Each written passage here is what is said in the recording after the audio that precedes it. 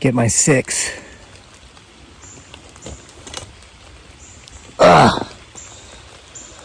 Hey guys, welcome back to Homesteading Off the Grid and another installment of October Nights. And aren't the woods looking pretty creepy this evening? It's almost dark, so the veil should be thin. We're sitting where field meets forest. There's a light drizzle, so get my 6. Keep watching back there as you listen to tonight's tale and see if you see anything, if you hear anything. If you do, please timestamp it for others. Now, you know, I'm always forgetting something. I have like this little bag of goodies I bring up that has, you know, my tripods, the book and stuff in it. So knowing that it's almost dark, I finally remembered to bring a little lantern. Isn't this spooky? You know, they've been known to take these in the past. We might just use this as bait, see if we can draw them in. Why not? Because the story's kind of short tonight. I should be able to get it read before it does get full dark. But here's what I forgot. I forgot my reading glasses, so I can't slip into grandpa mode, and I hope I can see the book. Yeah, I'm just going to have to hold it quite a ways away. But let me put this light up.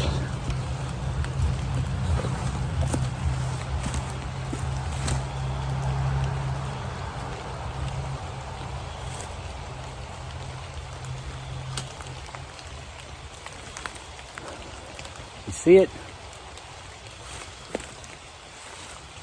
Let's see if maybe that draws something in.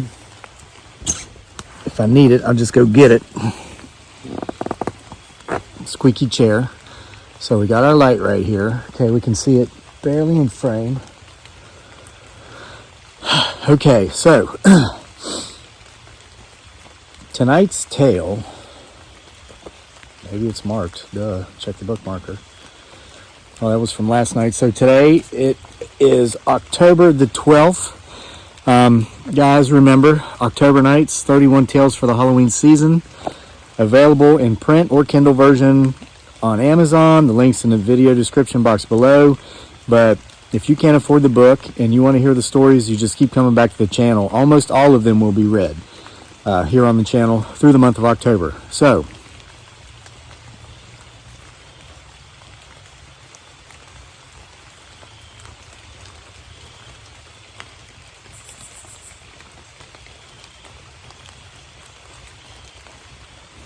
sounded like footsteps.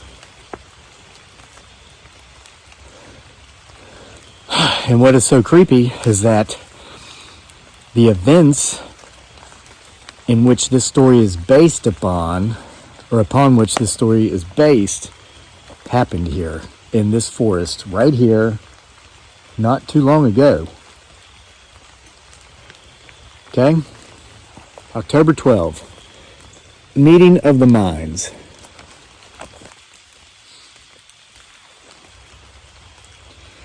Here are some of the things I've learned so far in life. Never take parenting advice from people who do not have children. Never take financial advice from people who do not have money. And never talk about things that happen in combat zones with people who never fought in combat zones. The first two issues and issues like them aren't too big a deal when people start flapping their gums about their opinions. But that last one, that's different because that is very personal and often painful. You learn pretty quick after getting home from war not to talk about it with people who were never in war, because there's nothing like pouring your soul out to someone about maybe some of the things you saw, did, or heard of others seeing or doing over there, only to have the person you told these things to look at you and tell you that you're a liar afterward. And it happens. People will say, my grandpa served in World War II and he never talked about it, so I think you're lying. Heck, you probably weren't even in the military. And for the record, I have met people who have lied about this. I know somebody who used to claim to have been in the Navy, claimed to be a veteran, and they never were. And I finally called them out on it, and it turns out they were in ROTC when they were at college, and they consider that to give them veteran status. I politely informed them that that is not veteran status, and that should that individual continue doing such thing around certain veterans, it might not be safe. That's the first person in my life I ever actually... So anyway, that's a little sidebar. That's not part of the story. You either served or you didn't, and thank you if you did. And nothing wrong with you if you didn't. It's not for everybody. But if you didn't do it, don't tell people you did. Okay. It's very personal to veterans. Okay, so the danger with this is that when these people say these things, you want to punch them in the throat. But you're not in combat anymore. And throat punching is looked down on by the police, and they'd probably call the police if you did punch them in the throat, if they were able to get back up. Anyway, you learn it just isn't worth the negative emotions associated with telling someone who obviously suffers from veteran envy. By the way, that's a term that I believe I invented because I've never heard anyone else use it. Everything or even anything that happened while you were in combat. And then there are others who mean well, I believe, but who still tell you how they would have done it if they were there, how you did it wrong, and how they would have done things so differently. The thing is, you have no clue what you do in combat unless you were in combat. So that's never a pleasant conversation to have either. This is all relevant because I have two best good buddies who served in war who I can talk to these things about. We don't get together frequently, maybe once a quarter, but our get-togethers always prove to be much-needed get-togethers because every time we do get together, we talk about all the things we can't even talk to our wives about, war-related. Some of us are not into infidelity, or none of us are into infidelity. We do something that can only be done by doing this. We heal a little more each time. And again, I apologize for the choppy reading. I don't have my reading glasses on, and I have a hard time seeing anything within, 2 feet of my face. My two friends, we'll call them Rick and Bob, because that's not their real names. And I recently got together for one such meeting of the minds. We grilled meat for dinner, as we always do: chicken, shrimp, squirrel, and wild rabbit. And we did eat of the meat, and our bellies became filled with the meat that we did eat. Then we went up to our family campground that we have at the top of my property, and we built a campfire. And we sat back and told each other lies and half-truths and called each other on our bull crap, joked about war-related crap that would make civilians cringe, and then, as is always the case, we started talking about Bigfoot, Sasquatch, and all things paranormal. The Bigfoot Sasquatch conversation is pretty simple to explain. You see, I have a YouTube channel called Homesteading Off the Grid, where I make a lot of videos about Bigfoot Sasquatch. I won't bore you with the details here because more than likely you already watch my channel anyway, and you might be watching it right now.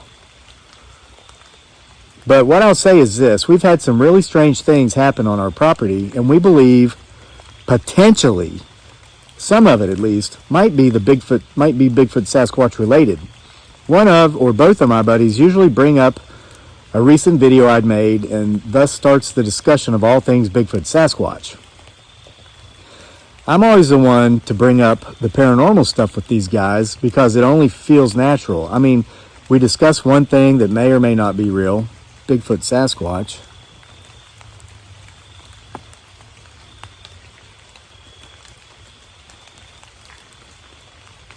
And we're sitting around a campfire on a dark night, consuming meat. There's no one else around to hear how insane we might sound, so why not? Pretty much, to give you the short version, neither of my friends believe too much in either, Bigfoot, Sasquatch, or ghosts. Like most non-believers, their reasoning for their disbelief lies in the fact that they've never seen either. About the time we'd written off any possibility of strange things that can't be found in textbooks existing, I realized we'd run out of meat, so I took the platter we'd been keeping it on, and I walked back down to the house to get more meat. When I got back up to the campfire,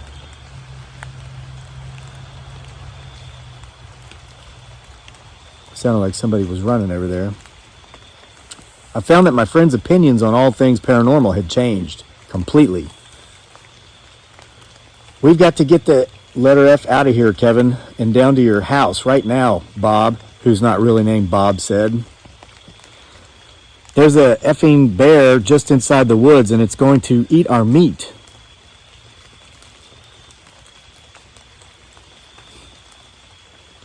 See, my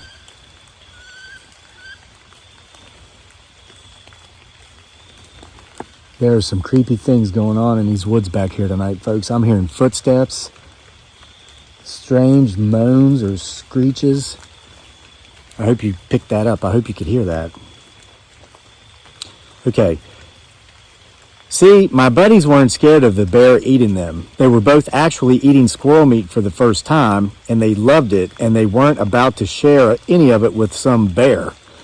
Yeah, I said, we saw that bear a few days ago. It won't bother us.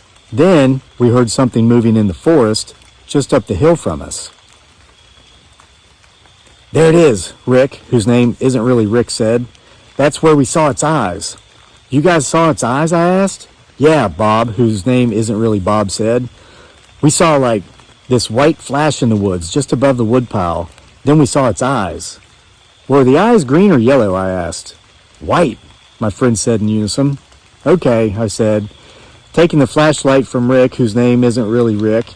I'd actually gone down to the house and back without one. I keep my property well maintained, mowed, and free of unnecessary obstructions, so I can walk all over it in the dark without a light, as long as there's at least a sliver of moon, and I often do.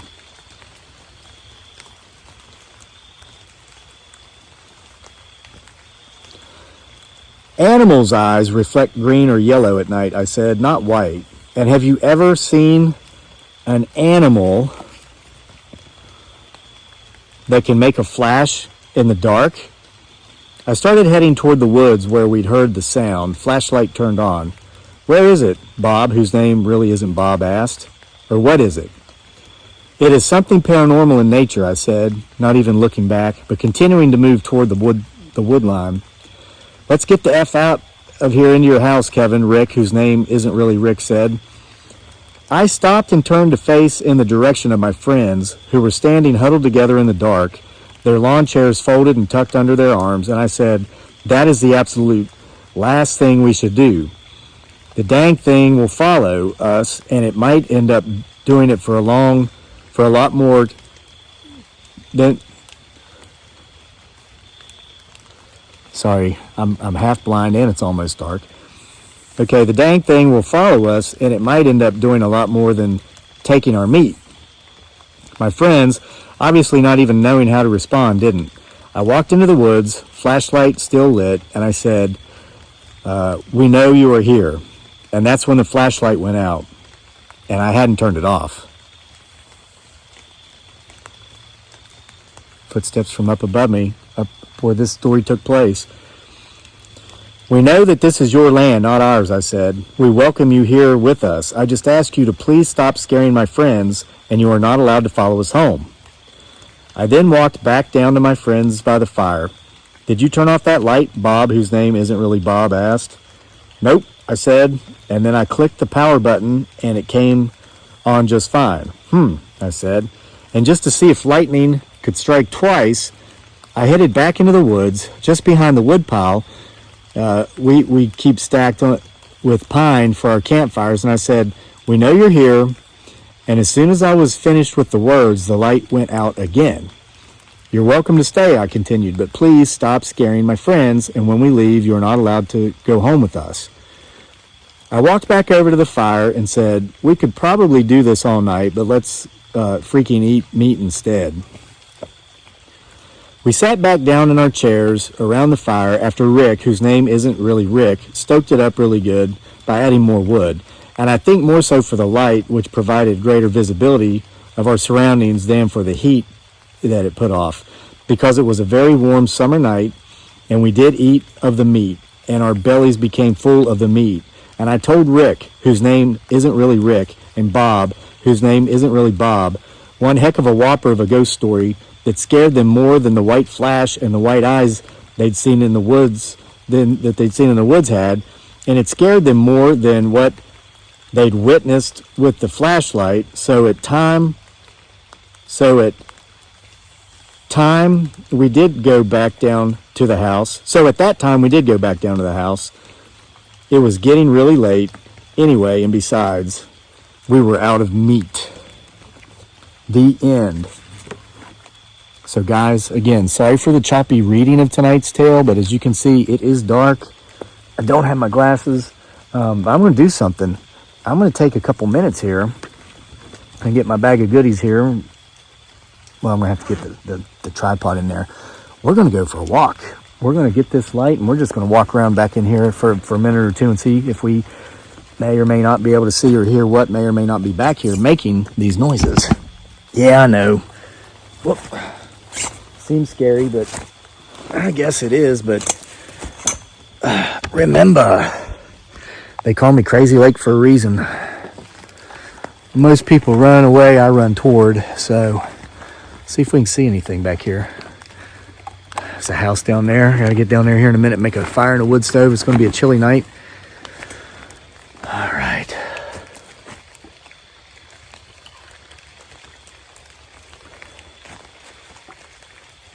Huh.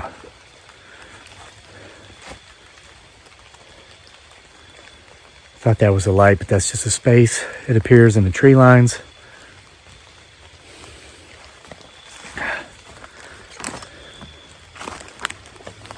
Let's just go up the trail here. Get out here so we can at least have enough light to see a little bit. Let's just check out this wood line. You know, here's part of that story that I left out of the book. I don't know why, but I told it because I kind of told that story orally just a couple days after it happened. When I came back up to the campground the next day after my friends had left, I went to the wood pile, and I think I put this in the video, where they claim to have seen a flash. And it's this wood pile right here. And turn it.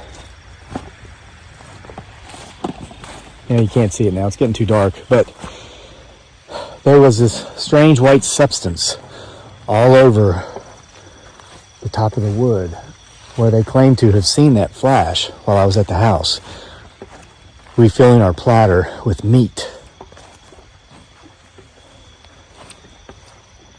To this day, I don't know what that white substance was.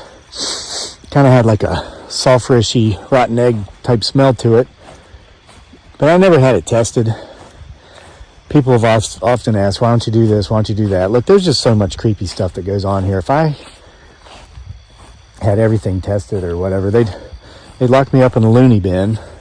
And there's just too much stuff. So I don't care. I don't need to know. They told me they saw what they saw. I believe these guys. I trust these guys. And I saw the strange white substance the next day, whatever it was. So anyway, guys, I'm out back down here to the house. Got to get that fire going. I got to get this video uploaded before it's too late so you guys can watch it. Thanks again for being here for another reading of October Nights.